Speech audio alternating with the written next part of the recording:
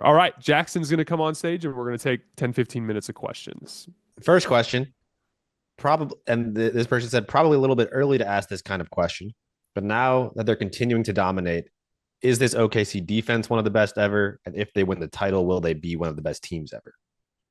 So you're never going to hear me talk about a basketball team being one of the best basketball teams ever until they win multiple championships. I'm consistent about this stuff. Here's a really simple way to put it. Boston had a similar year last year where they ran through the entire league, won 64 games, kicked everyone's ass in the postseason, never even felt remotely threatened. Like Oklahoma City showed some flaws against Denver and looked like threatened at one point in time. I told Boston fans at the time I didn't see them as an all-time great team because you kind of have to earn that right with me. And the guys, like, I'm pretty consistent about this stuff. Like it was the same thing with Jokic back in the day. Like I think that there's a conversation you can have about who's the best at something, but I'm usually the guy that like wants to see you accomplish the ultimate goal first. I don't like theoretical success. I like real life success. And so for me, like I think the Thunder have every possibility to be an all-time great team that wins multiple championships. And when they do, if they do, we will acknowledge them as such. But I don't like to jump the gun there. As far as the defense goes, and again, we got to see it survive like multiple seasons. So like say for instance, you beat Denver again next year, a different Denver team, or you beat like a Spurs team that has Giannis and Wemby and De'Aaron Fox. Like the idea of winning multiple championships involves two separate seasons where you beat four different teams in four different rounds that are very different types of teams. And so the defense side of it, I need to see that defense have that success through multiple playoff runs. That said, I absolutely see that upside. And I thought it manifested in them. That Denver offense was unbelievable all year. And for extended stretches, not only did they quote unquote dislodge or frustrate Denver's offense, they played Jokic into probably the worst 3 game stretch I've ever seen him play in game 2, 3, and 4. So, or was it 3, 4, and 5? I can't even remember. I think it was 2, 3, and 4. But like, yeah, like the defense certainly has that capability. The team overall certainly has that capability. I'm just not the guy to start throwing around the all time great phrase until you win multiple championships. Yeah, I think that's fair. They do look. It feels like they're at a different level defensively than the rest of the league, which I think is something that speaks volumes and is why these conversations are at least it's fair to at least start them because even they haven't won even one title yet. They certainly haven't won two, but it feels obvious on the eye test that they are a gap from the second best defense in the NBA, which feels like something we didn't haven't talked about much other than like for Pistons, which is not to say they're as good as that team defensively, but that gap is why I think these conversations are at least reasonable at this point. And to your point, like you want to know why the Pistons are remembered that way? Not only did they beat Shaq and the Shaq and Kobe Lakers, but they made an additional run to the NBA Finals. And Right. I can't remember exactly what it was, but they were in the Eastern Conference Finals something like 5 or 6 years in a row. Like Yeah. they were perennially playing in May and June, and so they resonated with us because of that. And that's the thing, like guys, like all you have to do is make yourself irrefutable. Like I know it sounds simple to say, but do it, and at a certain point, no one can say anything. Like it's like the Steph Curry thing. Everyone's Steph only won because of KD and injuries. Steph only won with KD and injuries. What happened then? He won without KD and without as much talent as the team he was going against. And now Steph is stamped forever. If you look at Steph and you don't see why he's good, I can't even talk basketball with you because it's unassailable what he did. This is the beginning of a potentially long journey that all they have to do is keep knocking teams out, and they're going to have that reputation of being one of the all-time great teams on both ends of the floor. For sure. Another question about OKC. Why do you think this was a super chat question, by the way. Thank you for the super chat. Why do you think this OKC team is so disliked when it feels like they're similar to sort of an early 2000s era basketball team? Basketball fans have said they wanted defense and driving the ball. They got it. And yet somehow they're still disliked. Thoughts? Couple things. I think that when a team is kicking everyone's ass, they tend to become universally disliked. That Jackson, I'm sure you could speak to that as a fan of the Celtics over the Yes. years, and as someone who worked with Draymond and covered the Warriors very closely. Like No one likes getting their ass kicked. I Certainly think not. I think everyone sees the writing on the wall a little bit, which is like Oklahoma City will probably go into next season as like a pretty substantial favorite. Like probably somewhere in the like if you had if I would guess that OKC would enter next season at like almost even odds to win the I title. would too, which is crazy. Like and so like they're the best team that we've seen in terms of like overall two-way talent to the since the team that Kevin Durant and Steph Curry were on in that Warriors stretch there in the late 2010s, but they don't have some of the fragility that we saw with Boston, where it's like, well, Kristaps Porzingis can't stay healthy, and Al Horford is getting very old, and like J Dub, or excuse me, like Jalen Brown and Jason Tatum are both kind of like rickety stars that have the potential to like spiral in big moments. Like Shea is just a more reliably great star at the head of it, and they're younger and healthier and more athletic, and so it's easier to see more sustained success. And I think everyone is kind of experiencing a similar feel to what the Warriors looked like when Kevin Durant was on the team, where it's like, how the hell are we going to beat these guys, you know? And then I think the second part of it is like you and I were complaining about this before the show. Like Shea is so amazing, and Mhm. so is Jalen Brunson. The two of them are so unbelievably good.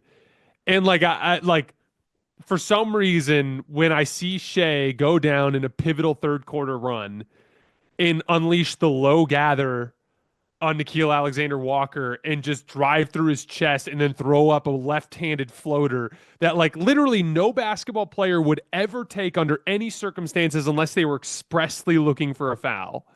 And he banks it in and the crowd goes crazy and it's like this big moment, right? Like it feels like Shea driving the nail in the coffin of game two, and it just kind of is like, ugh, but it's a non-basketball play. That's gross. And so I think there's a certain amount of that's kind of eating at people a little bit. But I would even say that's pales in comparison to the simple fact that everyone's just scared shitless that these guys are going to be impossible to beat for the next couple of years. Yeah, I think that is so on point, and I think the fact that it feels like there's no other real contender, combined with the fact that they have perfectly seemingly executed this like draft your stars and draft your role players thing. They kind of have done it the way that people want teams to do it, and yet nobody likes it because they're so unstoppable. It's so funny. Next question. J Dub has looked a lot better this series than he did last series. What do you think he has done differently? Has he done something differently, or is it sort of just making more shots? It's the defensive scheme. Like Hmm. both Shea and J Dub looked bad in the second round, except for crunch time, because of the fact that the two of them kept trying to force it through Denver's defense and take stupid ass shots. Like Minnesota is letting these dudes play one on one, and both of them look way more comfortable as a result. And like that really to me is like exactly what makes Minnesota's game plan so dumb. The entire purpose of a defensive game plan in the postseason is to make your opponent uncomfortable, and they have allowed Shea and J Dub and even Chet to get comfortable because they're playing in a setting that kind of fits their skill set perfectly. Yeah. We'll do a couple more questions, then go over to playback. Hey, Jason, Minnesota seemed to spark a comeback with Rudy and Julius off the floor in the fourth quarter. Is that type of lineup specifically, or just in general, small ball, something you think they can be successful with going forward? A couple things. I think that they need to go without Gobert anyway. I think that was pretty clear. You don't bail on Julius for the series. I thought it made sense to bail on him tonight because he was just out of it. But Julius, they're not winning this series unless Julius plays better. But like I also thought there was like a classic example of like a little bit of a relenting of the intensity from Oklahoma City. I thought Ant got like two or three kind of questionable whistles on plays where he didn't really get fouled, but he was just driving through four bodies and it's almost like a sympathy whistle. There was like just a level of like kind of downhill desperation verve that Minnesota was playing with that Oklahoma City wasn't matching. Like I thought most of what happened at the end of that game was like kind of classic fake comeback stuff. Really quickly, just so you guys have some numbers, the zone possessions, Oklahoma City 15 possessions of zone, 1.13 points per possession. So they were successful against it all night long. Minnesota 21 unguarded catch and shoot shots in this game, and they only got 0.86 points per shot. And like, really, kind of the main thing. And like, if there's one defense to throw at Ant for him just trying to ram his head through a brick wall tonight, Yeah. it's that his teammates are all shit in the bed. Because like, Yeah. there's a certain amount of like, none of them can score in these advantages that Oklahoma City is gift wrapping for them. And at a certain point, I think he's just looking at the situation and going, well, never mind, I'll do it myself, you know? Yeah. Nikhil finally hit some shots, but when Julius Randle and Naz Reid are combined 2 for 1 million, it's like, what are you supposed to do? Exactly. Exactly. Uh, Last question before playback. Hi, Jason. Big fan of the show. What do you think has caused so many stars getting injured in this playoffs? And is there anything to do to prevent it? Yes, there is something to do to prevent it. I think that this has been pretty clear for a half decade now, which is that the hunt for additional possessions through higher paced play, the drive and kick spacing, the 4 out 1 in relocating spacing with like lots of super hard closeouts and covering ground in transition.